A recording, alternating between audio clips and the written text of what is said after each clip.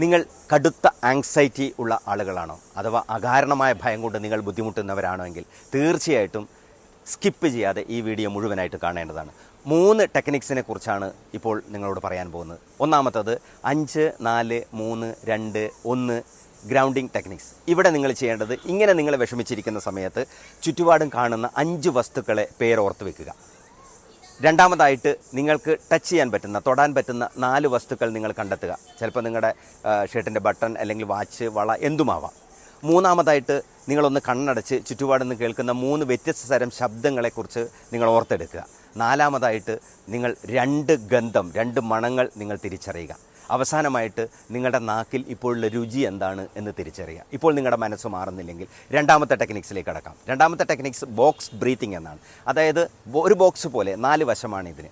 4 second നിങ്ങൾ ശ്വാസം എടുക്കുക, 4 സെക്കൻഡ് എടുത്ത് ശ്വാസം പിടിച്ചു നിർത്തുക, അടുത്ത 4 സെക്കൻഡ് നിങ്ങൾ പതുക്കെ ആ ശ്വാസം വിട്ടുകൊണ്ടേയിരിക്കുക. നാലാമതായിട്ട് ചെയ്യേണ്ടത് ശ്വാസമില്ലാതെ ഒരു 4 സെക്കൻഡ് നിങ്ങൾ നിൽക്കുക. എന്നിട്ടും നിങ്ങൾ ഓക്കെ അല്ലെങ്കിൽ ഉറപ്പായിട്ടും മൂന്നാമത്തെ ടെക്നിക്സിലേക്ക് നിങ്ങൾക്ക് കിടക്കാം. Cold water splash എന്നാണിത്.